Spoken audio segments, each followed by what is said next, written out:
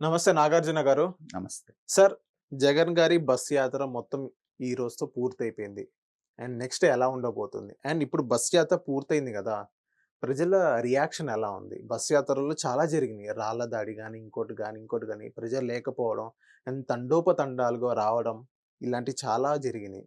Overall సినారియోలో మీకేమనిపిచ్చింది? అంటే వాళ్ళు వైఎస్ఆర్‌సీపీ వాళ్ళు అనుకున్నట్టుగానే బస్సు యాత్ర జయప్రదంగా ముగిచ్చారు నిన్నటితోటి. హ్మ్. ఇవాళ వెళ్లి జగన్మోహన్ రెడ్డి గారు పులివెందులో నామినేషన్ వేశారు. ఓవరాల్‌గా యాత్ర చూస్తే ముందు 3 చోట్ల 4 చోట్ల మనకు సిద్ధం సభలు పెట్టారు. హ్మ్. అయి సక్సెస్‌ఫుల్‌గా జరిగినాయని వాళ్ళన్నారు.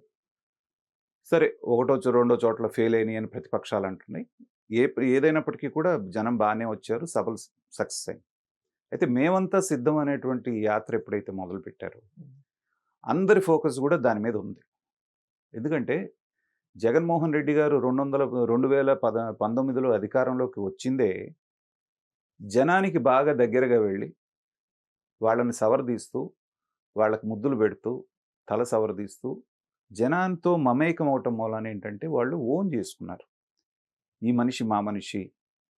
సో, మాతోటి సామాన్యుడిలాగా కలిసిపోతున్నాడనేటువంటి దీంతో అందులో ఒక్క ఛాన్స్ అన్నారు, యువకుడన్నాడు, రకరకాల ఫ్యాక్టర్స్ కలిసొచ్చినాయి.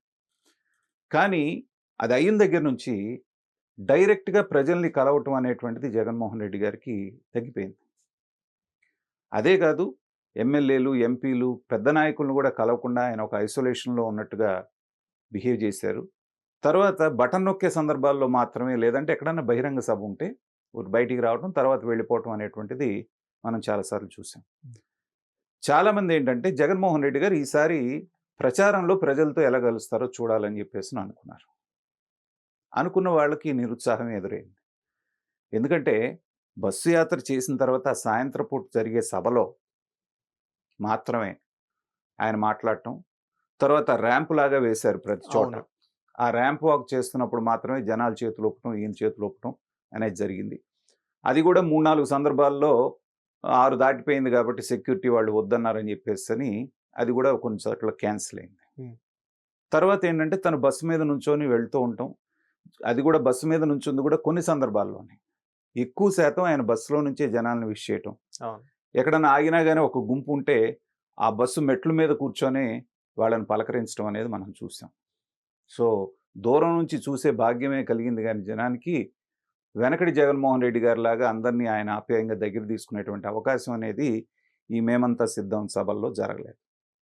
తర్వాత దానికి మొమెంటం గ్యాదర్ అవుతూ, జనాల దృష్టిని ఆకర్షిస్తున్నటువంటి టైంలో విజయవాడలో ఎప్పుడైతే గులకరాయి దాడి జరిగిందో ఒక్కసారిగా వైఎస్ఆర్‌సీపీ వాళ్ళందరూ ఏమనుకున్నారంటే, ఒక మంచి ఆయుధం దొరికింది మనకి. సింపతి కార్డ్ ప్లే చేయొచ్చు అన్నటువంటి దాంతోటి 2, 3 రోజులు విపరీతమైనటువంటి హడావుడి చేశారు. 1 వీక్ దాకా. 1 వీక్ దాకా. ఈ లోపల ఏమైంది దాని మీద రకరకాల కథనాలు రావటం. ఇవాల్టి వరకు కూడా సంఘటన జరిగి దాదాపు 10, 15 రోజులు కావస్తున్నా కూడా, ఎవరు చేయించారు అనేటువంటి వాళ్ళను దొరకకపోవటం అనేటప్పటికేంటంటే, అదొక ఎత్తైతే జనం నమ్మలేదు. వీళ్ళు గులకరాయి అనగానే కోడికత్తి అంటున్నారు. సో, ఇది గూడా అలాంటిదే అంటం. తర్వాత ఒకే రాయి ఎళ్లి ఇద్దరికీ తగలటం. తర్వాత రాయి కనపడకపోవటం. ఈ రకరకాల సందేహాలు రావడంతోటేంటంటే, మేమంతా సిద్ధం సభ యొక్క సీరియస్‌నెస్సు అక్కడి నుంచి డైల్యూట్ అవుతూ వచ్చింది. మీరు గమనించండి విజయవాడ దాటిన తర్వాత ఎక్కడ సభలు జరిగినాయో, ఏం జరిగినాయో జనాల్లోకి అంత సీరియస్‌గా అనుకోలేదు. దీని మీదే చర్చ నడుస్తోంది. అవును. ఆ తర్వాత 10, 15 రోజుల నుంచి గులకరాయి మీద వీళ్ళొక మాట అంటం, వాళ్ళొక మాట అంటం, వీళ్ళొక మాట అంటంతోటి ఆ యొక్క యాత్ర సీరియస్‌నెస్ అనేది తగ్గిపోయింది. తర్వాత అందరూ కాకుండా ముఖ్యంగా గమనించాల్సిందేంటంటే మనం ఈ యాత్రలో కొన్ని చోట్ల ఆయన జనంతో ఇంటరాక్షన్ అని పెట్టారు. హ్మ్. గమనించే ఉంటారు. అవును. పెట్టినప్పుడు ఎంత గందరగోళం ఒక ముఖ్యమంత్రి స్థాయి వ్యక్తి ఒక ఇంటరాక్షను చేస్తున్నప్పుడు మనం లోకేష్ పాదయాత్రలో చూసాం. హ్మ్. ప్రతి సెక్షన్‌ని అతను అడ్రెస్ చేశాడు. ఇంటరాక్షన్ చేసినప్పుడు డీసెంట్‌గా, డిగ్నిఫైడ్‌గా జరిగేవి ఆ సభలు. ఎవరు ప్రశ్నలు వాళ్ళే అడిగేవారు. వాళ్ళ టర్న్ వచ్చే వరకు వాళ్ళు ప్రశాంతంగా కూర్చునేవారు. ఇక్కడేంటంటే అదొక ఫిష్ మార్కెట్ లాగా గోల, గందరగోళం, నానా రభస జరుగుతోంది ప్రతి చోట. ఆర్గనైజర్స్ మీరు కామ్‌గా ఉండండి, కామ్‌గా స్వయంగా జగన్మోహన్ రెడ్డి గారే లేసి మీరిలా ఉంటే మేము సభ నిర్వహించలేమని చెప్పేటువంటి స్థాయిలో గందరగోళం అక్కడ నెలకొంది. అవును. తర్వాత ఆ సందర్భంలో అంటే ఈ మధ్య కాలంలో ఆయనకి ఎండలో తిరగటం అలవాటు లేక ఒక సభలో ఆయన మాట్లాడిన కొన్ని విచిత్రమైనటువంటి భాష కూడా మనం విన్నాం. మైకో ఉరిహై హ్మ్. ఇంకేదో 2, 3 పదాలు. అవును. అంటే ఆయనే ఆర్గనైజ్ చేసుకోవాల్సొచ్చింది. ఆయనే కంట్రోల్ చేసుకోవాల్సొచ్చింది. అలాగే నిన్నో మొన్నో జరిగినటువంటి సభలో ఒక లేడీ ఎంటర్‌ప్రెన్యూర్ లేసి ఓ ప్రశ్న అడిగింది. సజ్జల భార్గవరెడ్డి కండక్ట్ చేస్తున్నాడు. హ్మ్. ఈ మన ఇన్‌ఫ్లుయెన్సర్స్ అంటారు కదా! వాళ్ళతోటి సోషల్ మీడియా ఇన్‌ఫ్లుయెన్సర్స్‌తో పెట్టిన మీటింగ్. అవును. ఇంటరాక్షన్ జరిగింది. ఇంటరాక్షన్. అది కూడా ఫిష్ మార్కెట్ లాగే ఉంది. మీరు ఆ విజువల్స్ గనక చూస్తే ఎవరికి వాళ్ళు అక్కడ గందరగోళ పరిస్థితులు నెలకొన్నాయి. ఈ అమ్మాయి ఏమడిగిందో అది సీఎం గారు వినలేదు. ఆ ప్రశ్న అడిగితే మొహం ఇంకో పక్కన పెట్టుకొని ఆయన చూస్తున్నాడు. చివరికి భార్గవ్ రెడ్డే "అమ్మ మీరు కావాలంటే ఇంటర్నెట్‌లో చూసుకోండమ్మా" అని సమాధానం చెప్పింది. సో, ఇలాగ పెట్టడం మూలాన ఏంటంటే వాళ్ళు పెట్టారని మనం పెట్టారని వాళ్ళు చూసినప్పుడు చాలా పేలవంగా ఉన్నాయి. హ్మ్. ఆ సభ ఉద్దేశ్యం ఏదైతే ఉందో అది అక్కడ నెరవేరినట్టుగా మనకు కనబడట్లేదు. హ్మ్. ఎందుకంటే ఒక ఇంటరాక్షన్ సెషన్ పెట్టినప్పుడు ఏంటంటే ప్రశ్నలు అడిగేది 10 మందో, 15 మందో అయినప్పటికీ కూడా ఏంటంటే ఆ 10, 15 ప్రశ్నలు ఎలా ఉండాలంటే అక్కడ ఉన్నటువంటి 1000 మందో, 2000 మందికి సమాధానపరిచేటట్టుగా ఉండాలి. అంత ఎఫెక్టివ్‌గా ప్రశ్నలు ఉండాలి. అంతే ఎఫెక్టివ్‌గా సమాధానాలు ఉండాలి. అవును. అసలు వాళ్ళు ఏం ప్రశ్న అడుగుతున్నారో క్లారిటీ లేదు. ఈయనేమో బిత్తర చూపులు చూస్తా కూర్చుంటాడు స్టేజ్ మీద. ఆ భార్గవరెడ్డి మధ్యలో చచ్చిపోతా ఈ ఇంటర్నెట్‌లో చూస్తే ఏమొస్తదో మనకు తెలుసు. జగన్మోహన్ రెడ్డి గారి గురించి ఇంటర్నెట్‌లో కొడితే అదొక ప్రమాదం. అందుకని ఇవన్నీ కూడా ఆర్గనైజింగ్ ల్యాప్సెస్ అంటాం మనం.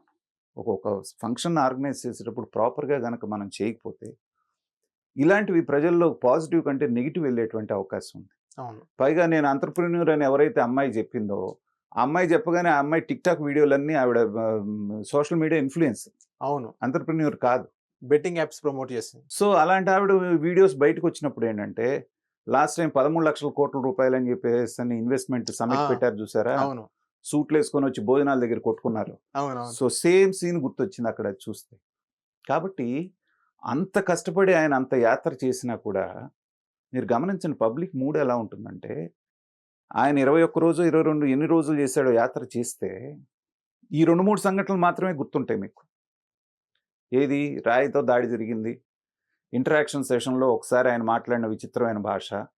ఇక్కడేమో ఇన్‌ఫ్లుయెన్సర్ అని తోటి మాట్లాడి నేను ఎంటర్‌ప్రెన్యూర్ అని చెప్పి చివరికి అవును. అక్కడ మాట్లాడింది. ఇవే హైలైట్ అవుతాయి గానీ, మీరు చెప్పిందంతా డైల్యూట్ అయిపోతుంది. ఇప్పుడు ఎవరైతే ప్రజలొచ్చారో ఏం గుర్తుండదంటారా ప్రజలకి? ఇప్పుడు ఏదైతే స్పీచెస్ ఇచ్చారో, వాగ్దానాలిచ్చారో, ఏదైతే హామీలిచ్చారో, మేము అధికారంలోకొచ్చిన తర్వాత ఇది చేస్తాం, అది చేస్తాం హామీలిచ్చారో, అయి ఏం గుర్తుండవంటారా ప్రజలకి? గుర్తుండము అంటే, మీరు చెప్పే దాంట్లో ఏమన్నా తేడా ఉంటే గదా! హ్మ్. ప్రదేశానికి మీరేమన్నా మార్చి మాట్లాడుతుంటే గదా! హ్మ్. స్థానికంగా ఉన్నటువంటి సమస్యలను మీరు అడ్రెస్ చేస్తుంటే గదా! రాయలసీమలో మొదలుపెట్టినప్పుడు మీరు ఏం స్పీచ్ ఇచ్చారో, ఉత్తరాంధ్రలో మీరు ఆపేసినప్పుడు గూడా చివరి స్పీచ్‌లో గూడా అదే గదా చెప్పటం. నేనొక్కడినే, నేను ఒంటరిని, నాకు ఛానెల్ లేవు, నాకు దేవుడు మీరే ఉన్నారు, దుష్ట చతుష్టయం, పవన్ కళ్యాణ్ పెళ్ళిళ్ళు, వాళ్ళందరూ కుక్కలు, నక్కలు, గాడిదలు. ఇదే గదా!